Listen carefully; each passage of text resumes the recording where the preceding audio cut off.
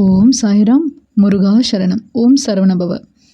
சாய் பக்தர்கள் அனைவருக்கும் இன்னைக்கு இந்த பதிவில் திருமணம் பற்றி கவலையுடன் வாழும் ஒவ்வொருவருக்குமான ஒரு பதில் இருக்குது. ஒரு நிமிஷம் கண்களை மூடி முருகப்பெருமானே நம்ம கிட்ட இப்படி பேசுகிறத மனசில் நினச்சி பாருங்க. என் குழந்தையே, வீட்டில் உறவினர்கள் வரும்போதெல்லாம் இன்னும் கல்யாணம் ஆகலையா, ஏதாவது பார்த்துட்டு இருக்கீங்களா அப்படிங்கிற கேள்விகள் உன் மனசை எத்தனை முறை காயப்படுத்திருக்குன்னு எனக்கு தெரியும். வெளியில் நீ சிரிச்சுக்கிட்டே பதில் சொன்னால் கூட உள்ளுக்குள்ள எனக்கும் ஒரு நல்ல வாழ்க்கை அமையுமா அப்படிங்கிற கேள்வி எனக்கு கேட்டுட்டு தான் இருக்குது. ஒரு வாழ்க்கை துணை தேர்ந்தெடுக்கிறது அப்படிங்கிறது ஒரு நாளுக்கான முடிவில்லை, பல வருடங்களுக்கான பயணம். அதனால் சில கதவுகள் உன் முன் மூடப்பட்டிருந்தால் அது தண்டனை என்று நினைக்காதே. உன்னை மதிக்காத உறவிலிருந்து காப்பாற்றின ஒரு கருணையாக இருக்கலாம். உன் மனசுக்கு அமைதியை தராத இடத்துல நீ வாழக்கூடாது என்பதற்காக நான் செஞ்ச ஒரு செயலாக கூட இருக்கலாம். நான் உனக்காக வைத்திருக்கிற பாதை உன் அவசரத்தை பின்பற்றாது, அது உன் நலனை பின்பற்றும். இன்று முதல் மற்றவர்களின் திருமணத்தை பார்த்து உன் வாழ்க்கையை அளக்காதே. ஒவ்வொரு மலரும் ஒரே நாளில் பூப்பதில்லை.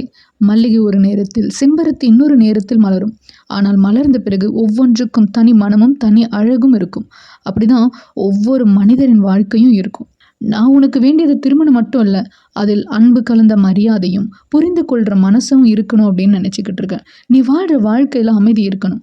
அவை இல்லாத உறவு உறவாக தோன்றினாலும் ஆசீர்வாதமாக மாறாது. அதனால் இந்த பயத்தை விட்டுட்டு, எனக்கு வயசாகுது அப்படின்ற எண்ணத்தை விட, என் வாழ்க்கைக்கு ஏற்ற நல்ல துணையை இறைவன் தருவார் அப்படின்ற நம்பிக்கையோட நீ முன் செல். நீ இழப்பது காலமல்ல, உருவாகி கொண்டிருப்பது ஒரு நல்ல வாழ்க்கை. நம்பிக்கையுடன் இரு, நான் உன் பாதையை பார்த்து கொண்டிருக்கிறேன். இன்னைக்கு உங்களுடைய சங்கல்பம் இப்படி இருக்கட்டும். வேலவா, என் மனசில் இருக்கிற பயத்தையும் அவசரத்தையும் நீக்கி என் வாழ்க்கைக்கு ஏற்ற நல்ல துணையை சரியான நேரத்தில் இரு குடும்பங்களுக்கும் அமைதியையும் மகிழ்ச்சியையும் தரும் வகையில் அருள் புரியுங்க அப்படின்னு.